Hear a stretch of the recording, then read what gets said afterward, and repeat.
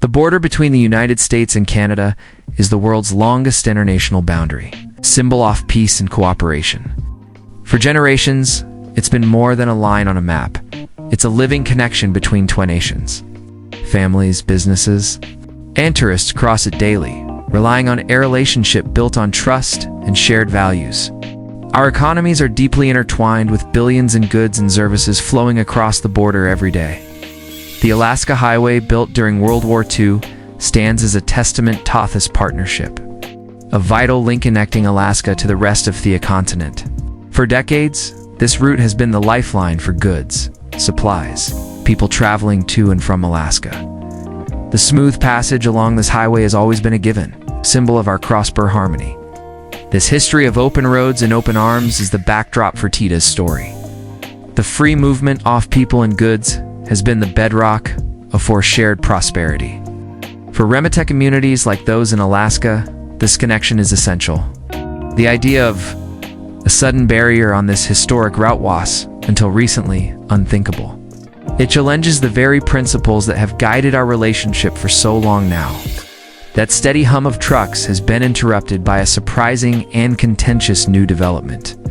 In early summer 2025, British Columbia stunned North America by imposing a $750 toll each way on all U.S.-registered commercial trucks using its highways to reach Alaska. For truckers, this was a financial bombshell, instantly adding $1,500 to every round trip. Independent drivers and small business SLED operating on thin margins were hit hardest. The sudden announcement left no time to adjust, causing chaos at border crossings and way stations. For Alaskan businesses, the toll was alarming. The Alaska Highway is their main supply route. A $1,500 surge charge per truck means higher costs for every company relying on it. Even a single grocery store in Fairbanks faces tens of thousands in new annual expenses. Multiply that across every business, and the economic burden is immense.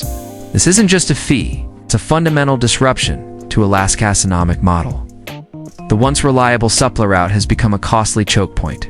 Commerce in the far north is suddenly on shaky ground. The toll has shaken the foundations of cross-border trade. From British Columbia's perspective, the tally is about fairness and fiscal responsibility. Officials argue that maintaining highways for heavy U.S. trucks costs hundreds of millions annually. Costs BC taxpayers have long shouldered. Canadian trucking companies pay fuel taxes and fees.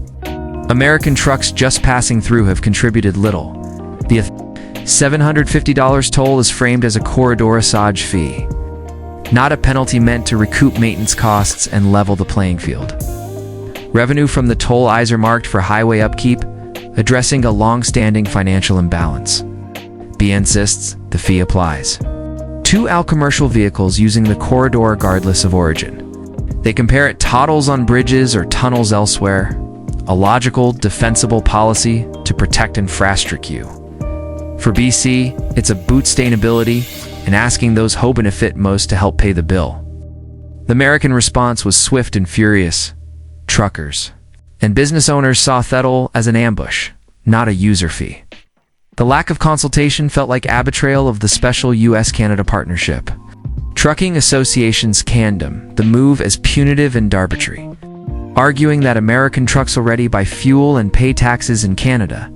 Many see the toll as a cash grab, unfairly targeting American workers.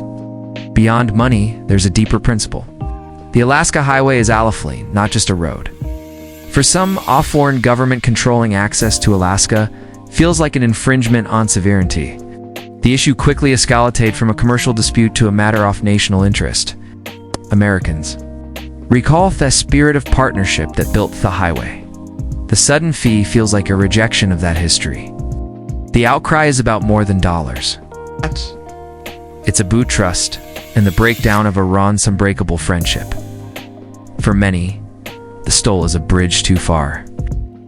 The sense of injustice has galvanized the industry and the public. The toll has become a symbol of eroding goodwill. For Alaska's 730,000 residents, the toll's impact is immediate and personal. Prices for essentials, food, building materials, medical supplies have all risen, shipping costs soar. Some small trucking companies have stopped making the Alaskaroon, reducing supply and causing delays. Store shelves, once reliably stocked, now show gaps, especially for perishable goods. The construction industry faces costly delays in healthcare. Facilities risk shortages of critical supplies. That all has become a bottleneck, choking flow of goods to every sector of Alaskan life. The psychological impact is real. Alaskans feel more isolated, reminded of their dependence on a foreign route. Frustration and helplessness are growing as residents feel caught in a political and economy crossfire. The toll is not just an economic issue. It strikes at the heart of Alaskan identity. It's a daily reminder of vulnerability and lost trust. The dispute quickly escalated to the highest levels of government. Alaska's governor condemned the toll, calling it an economic blockade. Lawmakers united, pressuring Washington to act, arguing this is a national issue. The U.S. State Department lodged a formal protest with Canada, citing possible violations of trade agreements. American officials argue the toll unfairly targets U.S. commerce and disrupts a vital supply line. Some lawmakers have floated retaliatory messiahs, reciprocal tolls, or new inspections on Canadian goods. The Canadian federal government is caught in the middle, balancing provincial rights with international relations. Ottawa faces pressure from both BC and Washington, complicating the search for a solution. The stakes are high for both countries' leaders. The diplomatic crisis is now front and center. This conflict could ripple far beyond a single toll. If it escalates, could sour broader USC trade and cooperation, threatening stability of the entire economic partnership. Businesses are now thinking supply chains, considering costly alternatives like maritime shipping or air cargo. The dispute is a wake-up call, exposing vulnerability in deeply integrated economies. If other provinces or states follow BC's lead, North American commerce could become a patchwork of tolls and fees, a themulous border that fueled prosperities. At risk of unraveling, the biggest danger isn't just economic, it's the erosion of goodwill and trust. The true cost may be measured in lost friendship, not just dollars. The path forward demands calm negotiation and compromise. All parties must step back from the brink and commit to good faith talks. British Columbia could suspend the toll temporarily. The US could pause retaliatory threats, revised lower fee perhaps. $50 or $100 per trip could balance BC's needs with Alaska's realities. An annual permit for frequent users could offer predictability and relief for businesses. Federal governments could collaborate on a joint infrastructure fund, sharing responsibility for the Alaska Highway. This would restore the spirit of partnership that built the road.